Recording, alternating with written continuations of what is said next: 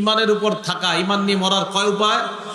1 number কোরআন সুন্নাহ আঁকড়ে ধরা, 2 number ভালো আমল ডেইলি করা যদিও সেটা কম হয়, 3 নাম্বার মাশাআল্লাহ আল্লাহ ওয়ালাদের সোহবতে যাওয়া, 4 নাম্বার ইমান তাজা করা। বলেন কি বলছি?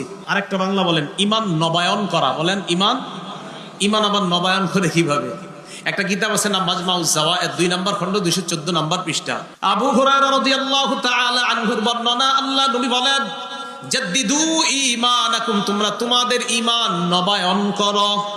সাহাবারা বললেন, কাইফা নুজাদ্দিদু ঈমানানা ইয়া রাসূলুল্লাহ, ঈমান নবায়ন করব কিভাবে হুজুর আমাদেরকে বলে দেন। আল্লাহ নবী বললেন, আকসিরু কাওলা লা ইলাহা ইল্লাল্লাহ, লা ইলাহা ইল্লাল্লাহর আলোচনা বেশি বেশি করবা, তোমাদের ঈমান আল্লাহ তাজা বানায়া দিবেন। তাহলে এটা কিভাবে হবে? এই মাহফিলে আসবেন, স্থায়ী মজলিসে বসবেন, ওলামাদের মাঝে মাঝে স্থায়ী মজলিস হয় এদিকে।